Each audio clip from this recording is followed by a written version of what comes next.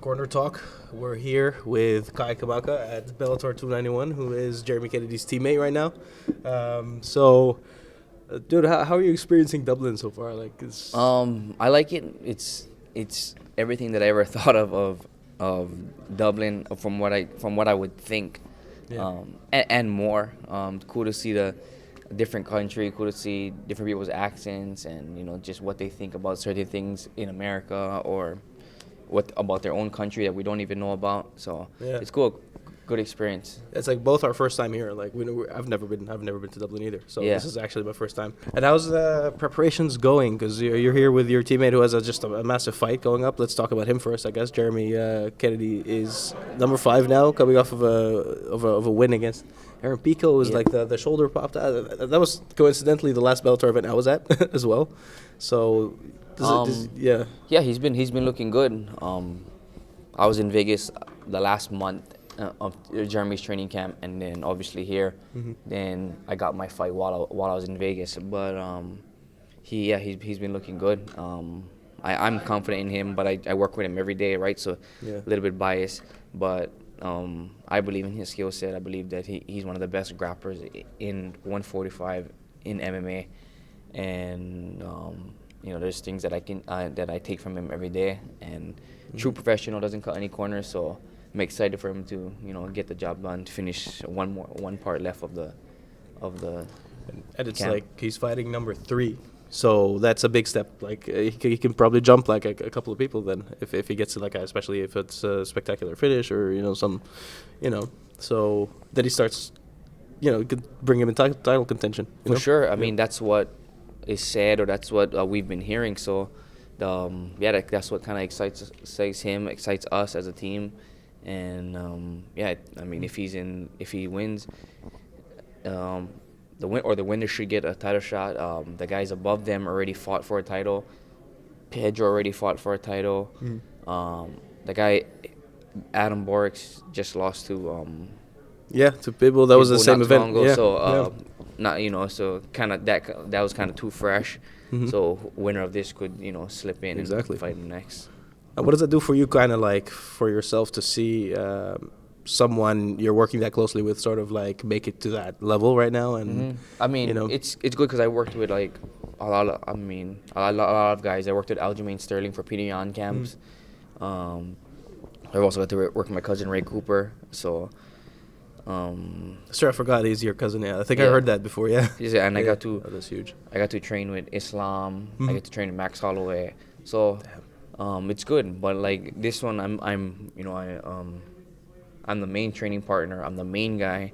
I'm part of the corner. So it's a little bit different. And I was with him for the last month. Yeah. A little bit closer. So I'm excited. Mhm. I'm excited as well. And does it do anything extra to have it to have a fight at this stage? Do you feel like, just internationally and doing the whole big travel thing, like, does it give a different kind of feeling? Do you feel like? Yeah, for sure. You got to come to a new country. You got to figure out a lot of different things.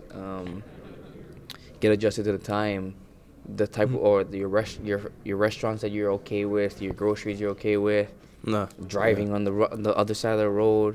All those things come into play if you get here early, and then fight time, travel. So there's a lot of, and then the fight itself, like at this magnitude, Yeah. there's still a job left to do. So it's all part of the process, and That's what I was like, we're excited. like wondering as well. Like, it just would feel bigger to me. Like, it just would. I would assume it feels bigger. Right, You're not gonna travel across the world for no reason. Right? Yeah. There's got to be some reason why we're here. So, Yeah. yeah. So you're actually, what am I, whenever you fight, whenever you're on the card, I'm tuning in. It's always exciting. And in the past, you didn't always get the results you wanted. Now you're kind of putting it all together and everything, right? So, first of all, what is the biggest, what do you attribute what do you give the biggest attribution to, basically, in terms of your change in results and everything, like, and the maturity, basically, in your game at the moment? I had like a mindset switch after leaving the UFC, and then after the Justin Gonzalez fight.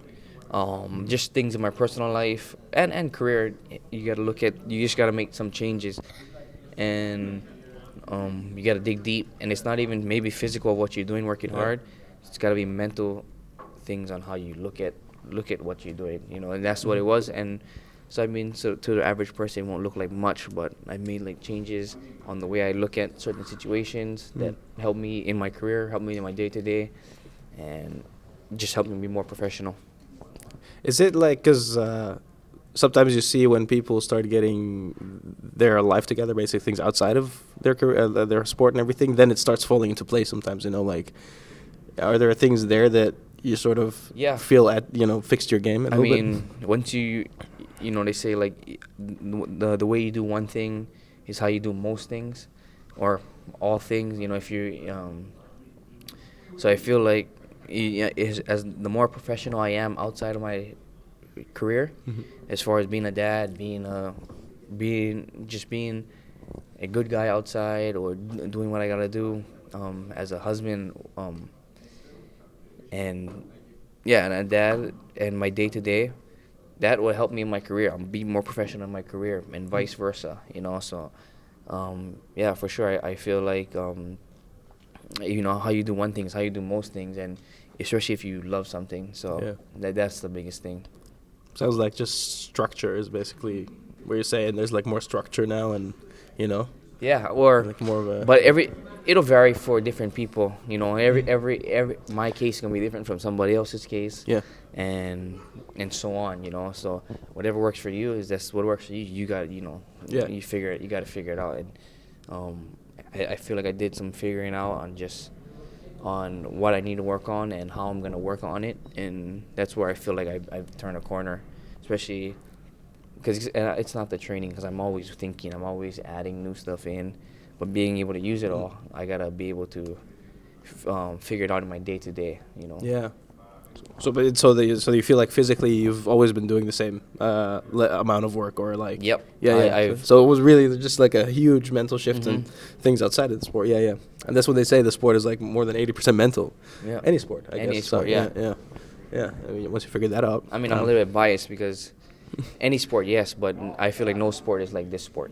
Because I won't know the feeling of like being in there and having the cage lock and having all these people watch, and then you can't get out. There's no way out, so that's a whole different. I was just telling one of my coaches though, like the hardest part of getting to a fight or of the fight camp is getting to the fight. Think about like 6 to 12 weeks on preparing for a fight. You're pretty much getting beat up every day, or beating your body down every day while cutting weight.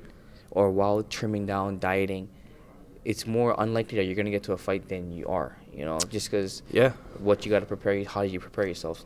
They would say how like almost nobody ever enters a fight with no injuries, like completely healthy. You're always a little bit banged up. You have something, but you just put yourself over it, and some to different degrees, And it's crazy. Like at the level you train, probably, what is it, like maybe let's say 5-6 weeks out to be beat up every day, like you said, and then actually make it to the fight is actually a big deal. Just think about it in that kind of perspective, right? Yeah. Like we're training, sparring, grappling, grappling. Yeah. Grappling's pretty crazy. Wrestling, and then adding in strength conditioning. Strength conditioning is actually a little bit, I guess, tailored back to or it's like on conserving the body without contact, so they adapted to like adapted anyway, basically. Exactly, based on how you're feeling. And Extreme Couture, they go hard. And so when did you move to Vegas? I moved to Vegas in like July 2020.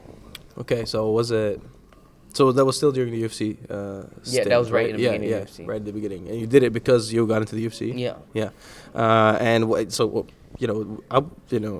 I've just experienced this also just from just the media end of like I'm actually working on moving there, and I've seen just how easy it is to like meet everybody and like connect and everything. And so, how big of a role does Vegas actually play? For a fighter, like For me, it's a lot. It's big. You have everything that you need in Vegas, or everything that I need in Vegas. The resources, just a lot of hungry guys, hungry bodies, trying to make it out, trying to make it further in their careers. Yeah. And easier travel as far as fights as well. That's a big thing. And then a little bit separation of life as far as being comfortable at home, and then being away from Vegas, training hard, zoning in on the end goal, and maximizing all my resources, maximizing my opportunities to win.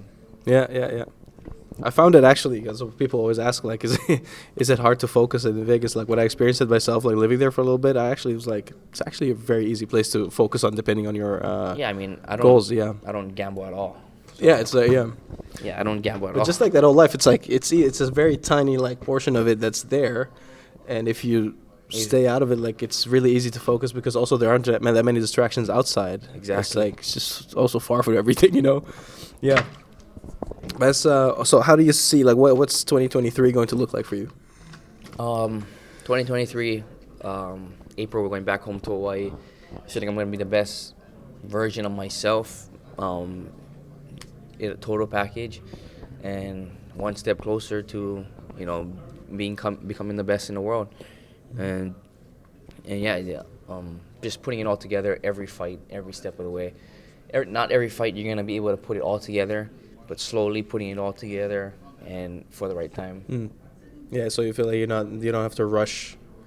You take it as the steps as they're given to you, kind of. Exactly. Yeah. Exactly. Slow steps up. Yeah. Good. And now because you just had your first finish in a while, and do you sort of work towards a finish now? Do you feel a finish coming no. next time too, or is it just because I didn't not I even in your didn't- mind? I didn't do that with that intention in mind. I was just trying to win every second of the fight, and that's what happens when you're able to do that. You frustrate them, you set traps, and then you're able to see things that he can't, and then from then on you can start picking and choosing what you want to do in a fight, and that's what I was able to do in December. Yeah. So, And that's how it just comes to you. Yeah. Exactly. Yeah. All right. Well, good luck, bro. Thank you so much. It was great. Is there anything more you want to say? Is there anyone you want to shout out? No, I mean, just thank you for your time. Just like to shout out problem. all my supporters, everybody that that's been supporting me since day one, all the way up, and there's a lot more to come. Great 2023, Kai. Thanks.